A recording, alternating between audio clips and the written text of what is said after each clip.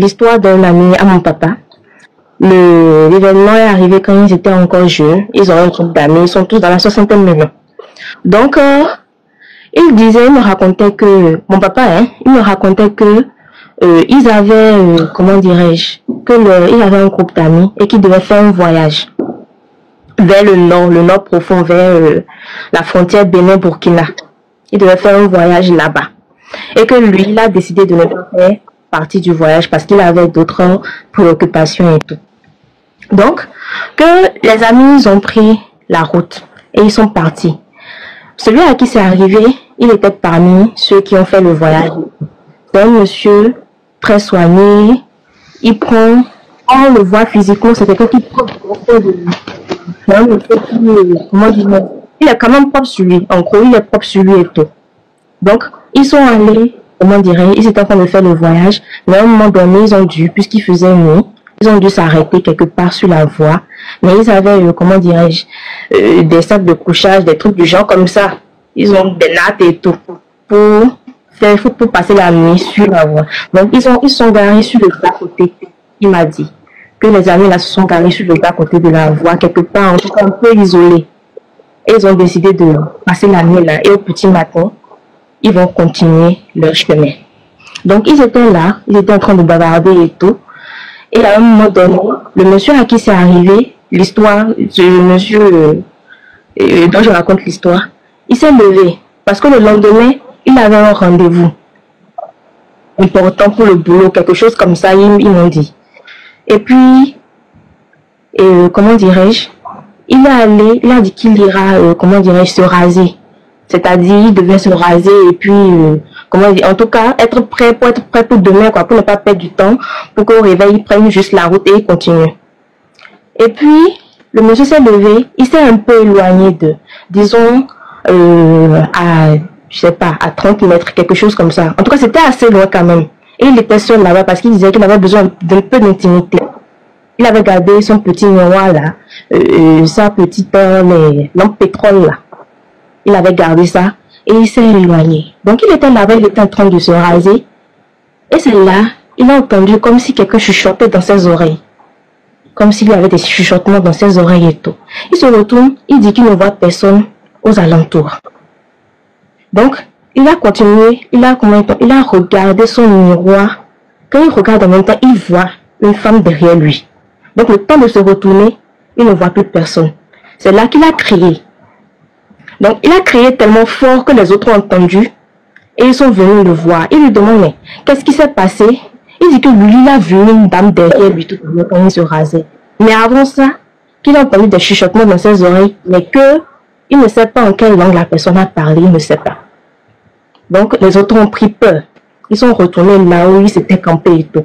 Ils sont retournés là-bas. Ils ont commencé à discuter. Mais il était tellement apeuré qu'il tremblait qu'ils se sont dit, bon, c'est mieux qu'on continue la route cette nuit pour partir.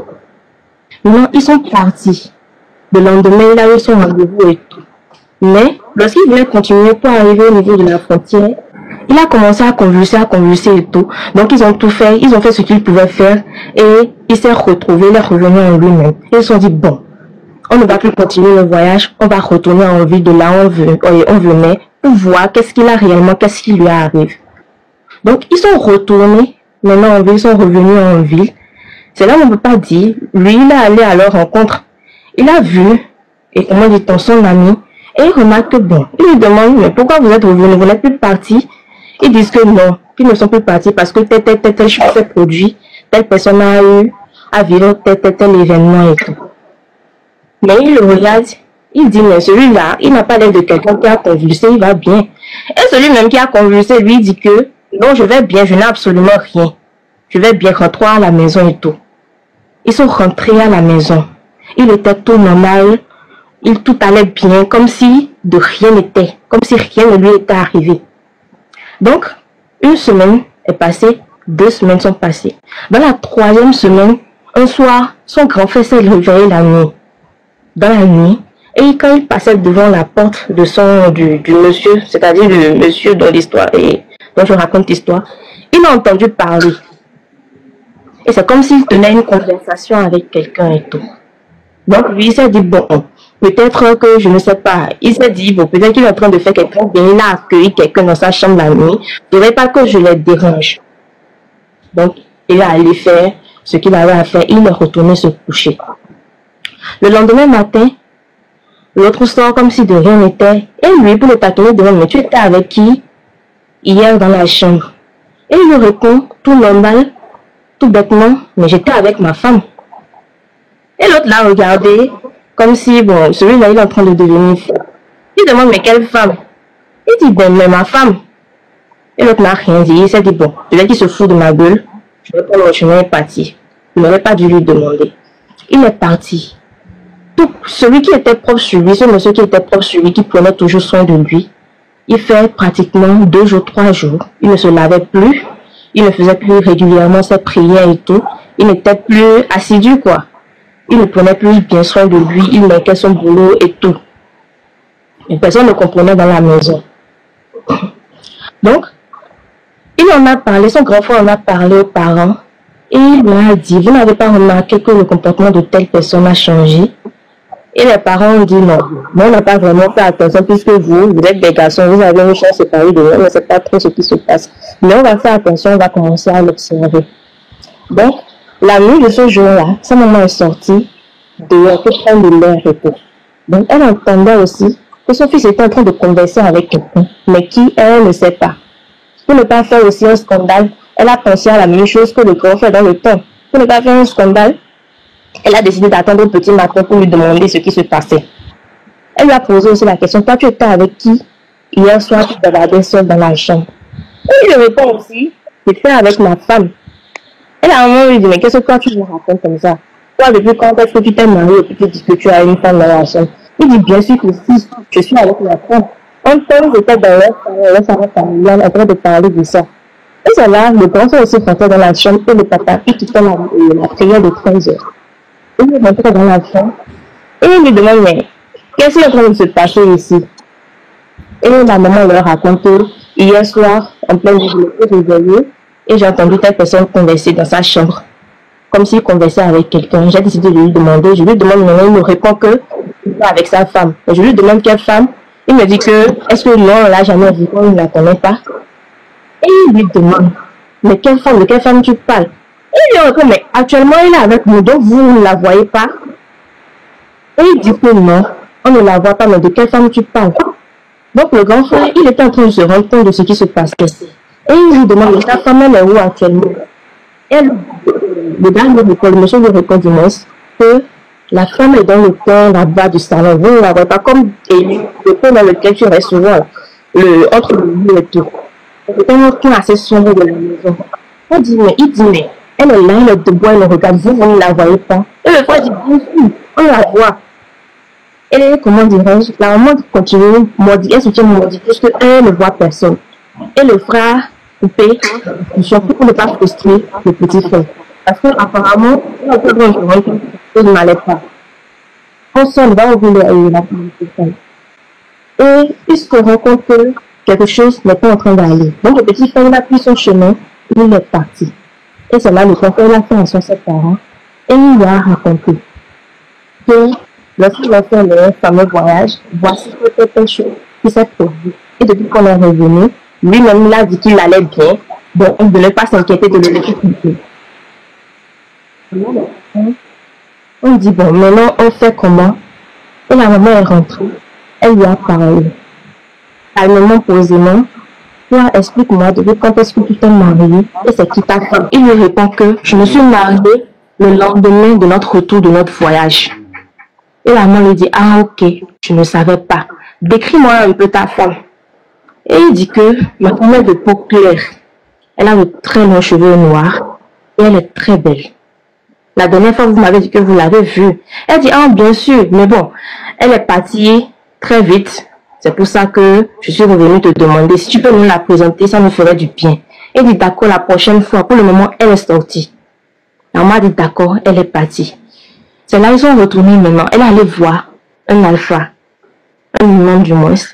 Et l'imam lui dit que, selon ce que votre fils nous a raconté après le voyage, votre enfant a été possédé par un djinn. Et ils ont fait un rendez-vous maintenant pour venir lui faire une roquia, pour essayer de le délivrer. Donc, il avait prévenu personne dans la maison que l'imam allait venir faire la roquia pour le délivrer. Donc, le jour est arrivé, c'était un vendredi après la prière du vendredi. L'imam est rentré dans la maison, net. Quand il est rentré dans la maison, le petit frère a bondi sur l'imam, comme s'il voulait le tuer. Il a commencé à serrer son cou, comme s'il voulait le tuer. C'est-à-dire qu'il a senti, en tout cas, celle qui possédait le petit frère a senti qu'il était venu délivrer le petit frère et tout. Et c'est là que le grand frère et les amis ont essayé de le tenir pour qu'il fasse, comment dit-on, la délivrance, pour qu'on le délivre. Donc, ils ont commencé à faire la prière en même temps. Et c'est là l'imam lui demande, toi tu es qui et pourquoi tu as possédé telle personne. Et elle lui dit que j'étais tranquillement assise chez moi quand il a pénétré avec sa lampe torche et son miroir dans ma maison. Je ne l'ai pas appelé. J'ai essayé de le chasser, il ne m'a pas entendu. Et en regardant le miroir, je suis rentrée en lui. Et l'imam lui dit, mais non, est-ce que tu peux sortir? Elle dit, non, je ne peux pas sortir. La seule chose qui peut nous séparer, c'est la mort. On lui demande la mort comment? Elle dit que oui, qu'ils se sont entendus, tous les deux, et qu'ils ont dit que la seule chose qui pourrait les séparer, c'était la mort. Et la maman du monsieur à qui l'histoire est arrivée, elle a dit qu'ils n'ont qu'à arrêter la prière comme ça, qu'elle préfère voir son fils vivre avec ça, que de le voir mort, que de l'enterrer de ses propres mains. Maintenant, l'imam qui était en train de faire la roquia lui a dit que non, que lui il a l'habitude de ce genre de cas, que de le laisser faire son travail et que ça va aller, qu'elle peut sortir si c'est qu'en voyant ça qu'elle ne peut pas supporter. Elle est sortie, la maman est sortie, ils sont restés avec disons 5 gars, et le papa, et le frère, et comment dirais-je, 3 des amis du monsieur à qui l'histoire est arrivée. Ils étaient 5, plus le monsieur à qui c'est arrivé, plus l'imam. Donc, ça fait 7 personnes. Ils étaient 7 dans la chambre là. Ils ont fermé la porte. Donc, ils étaient en train de prier. À un moment donné, c'était une personne qui gardait le petit frère. C'est parti à 2, à 3, jusqu'aux 5 l'ont gardé. Ils n'ont pas pu le garder. Donc, c'est-à-dire que la chose qui le possédait était tellement fort que personne n'a pu le retenir. Des gaillards n'ont pas pu le retenir. Et à un moment donné, la fille n'a pas pu. Entendre des cris comme ça de son enfant qui n'a pas pu, elle a ouvert la porte, elle est rentrée, elle a dit, laissez comprendre mon enfant, je ne veux pas l'enterrer de mes propres mains. Je préfère le voir vivre avec ce truc-là en lui que de l'enterrer de mes propres mains. C'est là où l'homme s'est fâché. Il a dit qu'il ne peut pas aller à l'encontre de la maman de la personne même. Il a pris ses décisions. Mais là maintenant, ils sont restés comme ça. Mon père me dit que, disons pratiquement 5 ans après, un jour, la maman n'en pouvait plus. Le monsieur avait déjà dans les 30 ans. 30 ans comme ça lui est arrivé quand il avait, je crois, il me disait 24, 25 ans. Donc le monsieur avait déjà 30 ans, mais toujours pas marié, sans enfant. Mais quand il sort, on ne dirait pas quelqu'un qui est possédé. La maman n'en pouvait plus. Elle allait le voir. Elle lui a dit que bon, moi je vais te marier avec l'une de tes cousines. C'est ma décision et tu ne pourras pas aller contre ça. Elle disait ça à son fils. Et c'est là la maman dit que la chose, sa femme-là, qui est en lui répond, mais moi je suis déjà mariée avec lui. Il ne vous suffit pas dans la maison. Le choc d'avoir entendu ça, la mère s'est évanouie, elle a fini à l'hôpital. Ils n'ont pas pu lui enlever ça, ils n'ont pas pu ni lui le délivrer de ce djinn-là, ni le marier. Mais à chaque fois qu'ils vont dans des événements, le monsieur entre comme en transe. C'est-à-dire quand il y a de la musique, surtout les tam-tams, quand on porte le tam-tam, le monsieur il est comme rentré en transe. Il n'arrive pas à se retenir quand il entend le bruit. Donc, c'est là que, comment dire, le frère, il lui a dit au papa que, on doit le laisser comme ça, ne le délivrons pas. Jusqu'à aujourd'hui, ce monsieur, il a 63 ans, pas marié, et il est sans enfant. Il est toujours avec lui. Coucou la famille, j'espère que vous allez bien. J'espère que vous avez pris la peine d'écouter cette histoire très instructive et éducative jusqu'à la fin. Alors, ce que moi j'ai pu en tirer de cette histoire et que je tenais à partager avec vous, c'est que si vous sortez, que vous n'êtes pas chez vous, qui puisse être, si vous n'êtes pas entre quatre murs, abstenez-vous d'utiliser un miroir hors de chez vous, dehors dans la nuit, qui puisse être une nuit de pleine lune.